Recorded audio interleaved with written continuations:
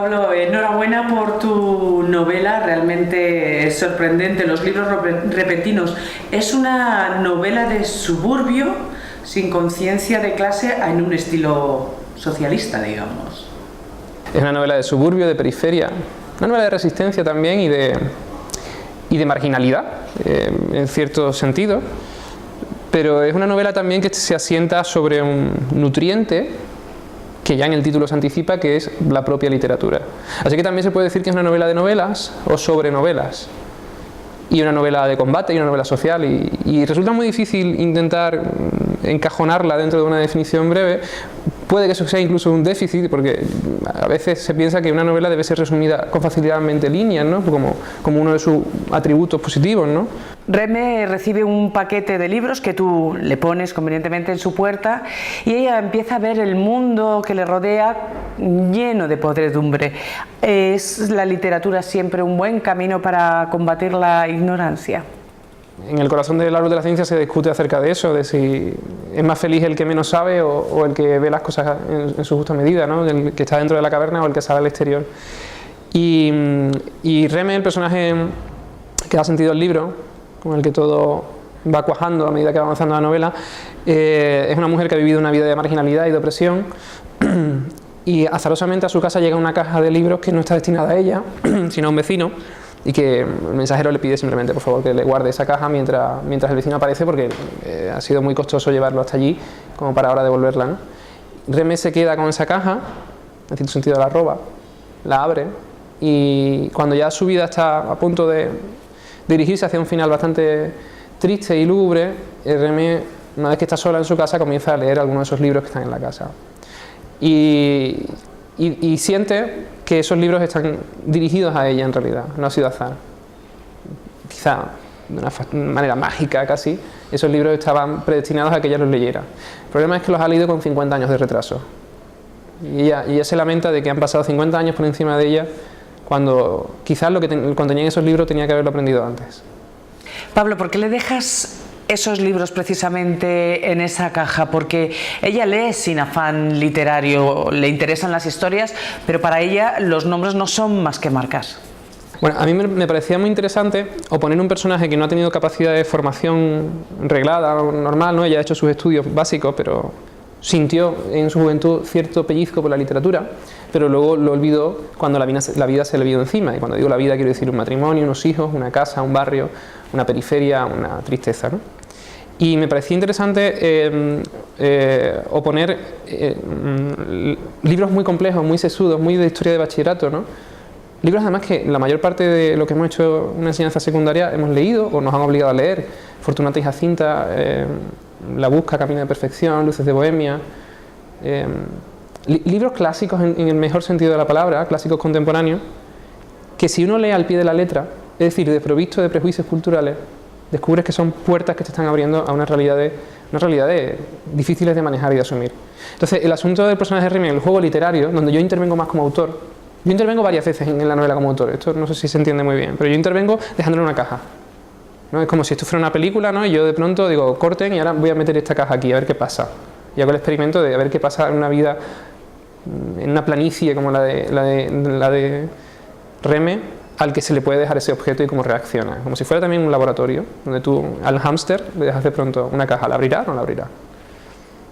Y luego el gran asunto, como Reme está desprovista de prejuicios culturales, vamos a ver qué pasa si Reme lee y se lo cree. Y ese es el gran asunto. Porque Reme se lee los libros con ganas de aprender, no, pero sí de creerse esos libros. Y actúa en consecuencia al dictado de Baroja, de Galdós, de Valle-Inclán, etc. Todo sigue igual hasta que un día una normativa municipal hace que realmente salte la chispa. Yo juego en esta novela a introducir una ordenanza municipal que simplemente prohíbe tender la ropa en balcones y ventanas exteriores. Una cosa que por cierto casi todas las ciudades tienen, ¿no? Eso de que no se puede tender en los balcones porque queda feo, ¿no? Y en esas casas no hay dónde tender, porque no hay azotea, ni hay patio de luces, son, yo digo, nanocasas, viviendas infra, metidas en una cápsula, y entonces, ¿qué quieren que hagamos con nuestra ropa? ¿Que no la lavemos? Bueno, esa nadería genera una revolución literaria, por supuesto, en el barrio, y convertimos a nuestra Reme en una ciudadana, en una Pericles, que hace de su barrio una pequeña poli griega y va a jugar con esa idea, ¿no?, de la rebelión en el contexto pequeño por el motivo absurdo. ¿Crees que, como dice tu novela, el capitalismo morirá de autofagia? Sí, es que no morirá, muere continuamente de autofagia, pero resucita. De hecho, ha muerto. Hasta en 2008 murió, pero murió con muy buena salud.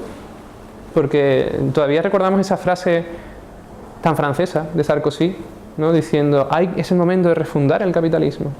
Y la idea, lo que no nos contaron es que la idea era refundarlo para dejarlo exactamente igual que estaba antes. Bueno, en ese caso perfeccionado.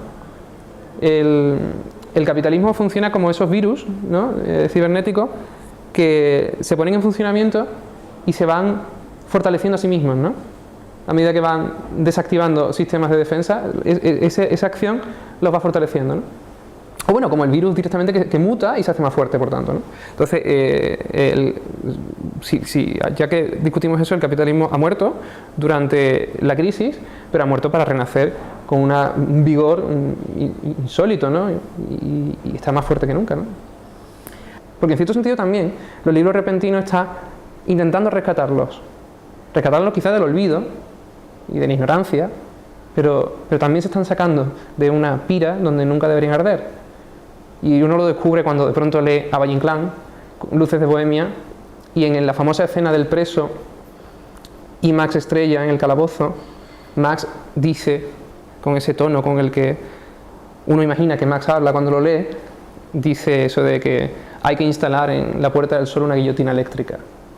Es una frase que no puede ser mejor, que solo se le pudo ocurrir a Gómez de la Serna, además de Valle Inclán, ¿no? Es una frase perfecta, redonda, y que te das cuenta de que es una máquina del tiempo, porque esa frase da Puerta del Sol. Parece que nos está hablando de la indignación del 15M y el 2011, y parece que le está diciendo a aquellos indignados, no era eso, era algo más, era la guillotina eléctrica de lo que estabais buscando, y no os habéis atrevido. Bueno, creo que ha sido una historia de desencanto y de frustración, y quizás soy un poco pesimista, pero creo que nos va a llevar a un desencanto y frustración quizás mayores aún.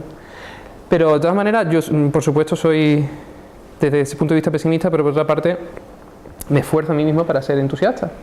Y sí creo que desde el 2011 hasta la actualidad ha habido un proceso muy importante de toma de conciencia, que no existía antes. Ha sido como en el 98, volviendo a Valle Inclán, ha sido una crisis de identidad colectiva lo que hemos vivido. Y de esa crisis debemos salir con la sensación de ser distintos a como entramos. En ese sentido, los movimientos alter, como quieras llamarle, alter todo o contra todo, están todavía cumpliendo un papel fundamental en la toma de conciencia. El problema es que la toma de conciencia no tiene por qué tener después unas consecuencias prácticas que nos satisfagan. Y de ahí vendrá el desencanto probablemente. Toda revolución acaba destruyendo estatuas que al final después serán erigidas con otro nombre, ¿no? Eso lo decía Jean Cocteau. Y por desgracia es una profecía autocumplida, ¿no? Pero de todas maneras me resisto a ser derrotista en ese sentido, y creo que cuando esa toma de conciencia se amplíe y se desarrolle, tal vez surja entre nosotros un concepto que no hemos manejado nunca en nuestra historia como país, que es el concepto de ciudadanía. Nosotros no hemos sido ciudadanos nunca, hemos sido vasallos siempre. Dijimos durante un parpadeo en nuestra historia viva la Pepa, para decir en el siguiente minuto vivan las cadenas, y quisimos ser vasallos de nuevo. Dijimos durante un breve periodo en nuestra historia viva la República, para después asumir la derrota y dejar que el dictador muriera en la cama. Hemos sido vasallos, y además ocurre que el verso fundacional de nuestra literatura, que es o el texto fundacional, que es el poema del Mío Cid, el cantar del Mío Cid, nos lo dijo ya entonces. Nos dijo, qué buen vasallo si tuviese buen señor. Y ahí parece que nos estaba haciendo un diagnóstico también de máquina del tiempo, diciendo, y te vas a llevar toda tu vida quejándote de esto, de que eres el vasallo, que lo que te falta es el señor. Y en realidad el problema estaba en no ser ciudadano y darte cuenta de que el señor tiene que estar a tu servicio y no tú al suyo. Esa es la ciudadanía que nos ha faltado, que otros países de nuestro entorno se han tenido, y que nosotros, como no hicimos la Revolución Francesa, no la hemos tenido. Muchísimas gracias, Pablo, y te deseamos muchísima suerte con esta novela, que seguro va a conectar muy bien con la gente. Muchas gracias a vosotros y a los lectores que leen la novela.